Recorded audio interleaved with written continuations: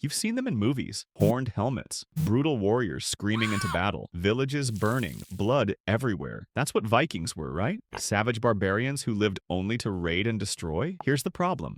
Almost everything you think you know about Viking daily life is completely wrong. And I'm not talking about minor details. I'm talking about fundamental lies that Hollywood, video games, and even history textbooks have been feeding us for decades. The real Vikings? They spent most of their time doing something that would shock you. And when you find out what archaeologists discovered in a 1,000-year-old Viking settlement in 2019, you're going to question everything you thought you knew about these people. Because the truth is stranger and honestly more fascinating than any myth we've created. The daily reality. Let's start with a typical Viking morning. And no, it didn't begin with sharpening an axe or planning a raid. Most Vikings woke up in a longhouse, a rectangular building that could stretch up to 30 meters long. But here's what nobody tells you. These weren't just homes. They were everything. Kitchen, bedroom, workshop, animal shelter, all under one roof. The moment you stepped inside, you'd be hit with smoke. Not from dramatic torches, but from a central hearth that burned constantly. No chimney. The smoke just rose up and eventually found its way out through gaps in the roof. Your eyes would water. Your throat would burn. This wasn't dramatic. It was daily life. And sharing that space? Your entire extended family. Grandparents, cousins, sometimes 10 to 15 people sleeping side by side on raised platforms along the walls. Privacy didn't exist. But wait, there's more happening in this smoky room than you'd expect. Over in one corner, a woman sits at an upright loom. She's been weaving the same piece of cloth for 3 weeks. Because here's something that blows apart the savage warrior myth. Textile production was one of the most important and time-consuming activities in Viking society. Archaeologists have found loom weights in virtually every Viking settlement excavated. We're talking thousands of sites. A 2016 study published in the journal Medieval Archaeology analyzed textile fragments from Viking Age Scandinavia and found that the average Viking woman spent approximately 4 to 6 hours per day on textile work. Think about that. Half of her waking life, spinning thread from wool, weaving cloth, sewing garments. Why? Because in a climate where winter temperatures regularly dropped below freezing, clothing wasn't fashion, it was survival. Every tunic, every cloak, every pair of trousers, all made by hand, one thread at a time. The hygiene surprise. Now here's where things get interesting, because while medieval Europeans were, let's be honest, pretty filthy, Vikings were obsessed with cleanliness in a way that would put many modern people to shame. Archaeologists working in Ribe, Denmark, one of the oldest Viking towns, made a discovery in 2014 that changed how we understand Viking hygiene. They found more personal grooming tools per capita than in most contemporary European settlements. We're talking tweezers, razors, ear cleaners, and combs. Lots and lots of combs. 2018 analysis of Viking combs from the University of Oslo revealed something fascinating. Microscopic wear patterns showed these combs were used daily, sometimes multiple times per day. But it gets better.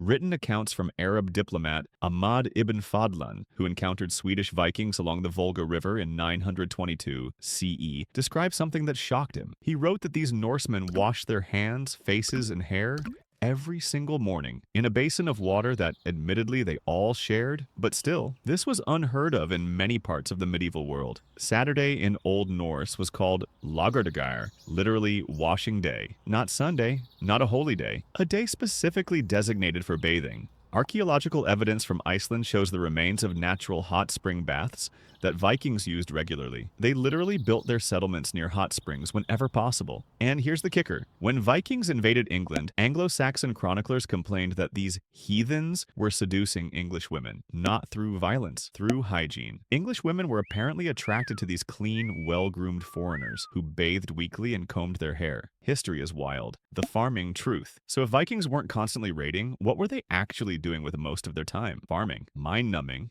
backbreaking, never-ending farming. Here's a statistic that destroys the Hollywood version. Archaeological surveys of Viking Age Scandinavia estimate that 80 to 90% of the population were farmers who never left their region, let alone went raiding. The vast majority of Vikings never saw a longship up close, never held a sword in battle, never raided anything. They planted barley, they herded cattle. They prayed their crops wouldn't fail because if they did, their entire family would starve before spring. A study published in 2020 in the journal Antiquity analyzed pollen samples and farming tools from Norwegian Viking settlements and reconstructed their agricultural calendar. It's grueling. In spring, you're plowing fields with a wooden ard, basically a stick with a metal tip pulled by oxen. You're planting barley, oats, rye. In summer, you're tending livestock, maintaining fences, cutting peat for fuel. In fall, you're harvesting everything before the first freeze. In winter, you're just trying not to die while living off preserved food. The raiding season that historians talk about, it existed because farmers could only leave during summer when someone else could tend the crops. Vikings didn't raid year-round because they couldn't. They had fields to harvest. Even the famous warriors we read about, guys like Eric Bloodaxe or Ragnar Lothbrok, if he even existed, these were seasonal raiders. They'd go Viking in the summer, then come home and spend autumn butchering livestock and, storing food for winter like everyone else. And here's something that rarely gets mentioned. Viking women ran these farms when men left. Not as caretakers, as managers, they controlled the keys to the storage buildings, literally wore them on their clothing as symbols of authority. They made economic decisions. They supervised workers. The famous shield maidens might be mostly mythical, but the economic power of Viking women,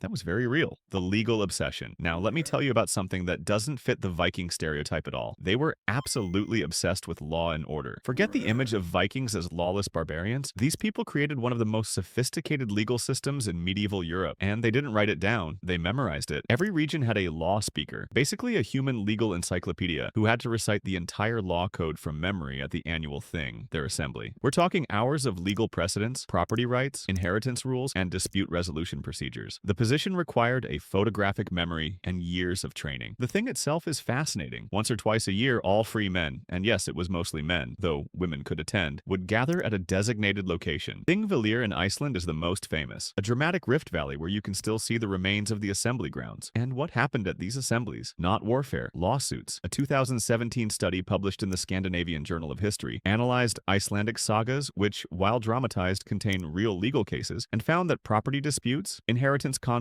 and personal injury claims dominated Viking legal proceedings. They had detailed compensation schedules. If someone killed your slave, they owed you this much silver. If someone insulted your honor, there was a price for that too. They even had a concept called holmgang, a legal duel to resolve disputes. But here's what Hollywood doesn't show you. Most disputes never got that far. Vikings actually preferred arbitration and compensation over violence, because violence was expensive. If you killed someone, their entire family could demand compensation or blood vengeance. That's a great way to start a multi-generational feud that could destroy your entire lineage. Smart Vikings avoided that. They negotiated, they paid fines, they made deals, because daily life required cooperation, not constant conflict. The surprising truth. Here's what I find most fascinating. The disconnect between Viking reputation and Viking realities exists because of selection bias in our sources. Think about it. What survives in the historical record? Dramatic events, raids, battles, conquests. The 793 CE raid on Lindisfarne Monastery gets recorded in chronicles across Europe because it was shocking and violent. But Olaf the farmer successfully harvesting his barley for the 40th consecutive year? Nobody wrote that down. The monks who kept medieval records were the victims of Viking raids. They had every reason to portray Vikings as demonic savages, and their accounts, terrifying, brutal, one-sided, became the foundation of how we remember these people. But archaeology tells a different story. When you dig up a Viking settlement and analyze the artifacts, you find evidence of trade, craftsmanship, family life, and economic activity. You find children's toys, cooking pots, broken tools that were carefully repaired, jewelry, gaming pieces. A 2021 excavation in Ribe, Denmark uncovered a Viking workshop where someone made glass beads, not weapons, beads for trade. They were analyzing chemical signatures of glass to determine trade routes. This wasn't the work of warriors, this was the work of skilled artisans participating in international commerce. Vikings traded with the Byzantine Empire, with Arab merchants along the Volga, with peoples in North America 500 years before Columbus. They were traders and explorers who occasionally raided, not raiders who occasionally traded. And here's the uncomfortable truth. When Vikings settled in new places, Iceland, Greenland, Normandy, parts of England, they didn't maintain a warrior culture. They became farmers, again, because that's what most of them always were. The Viking Age lasted roughly 300 years. For most Vikings alive during that period, going Viking was something their grandfather did once, not a lifestyle. It was a summer job for young men seeking adventure or wealth, not a civilization-defining activity. So here's what daily Viking life actually looked like. Wake up in a smoky longhouse surrounded by family. Eat a breakfast of porridge or bread with butter. Spend the day farming, weaving, crafting, or trading,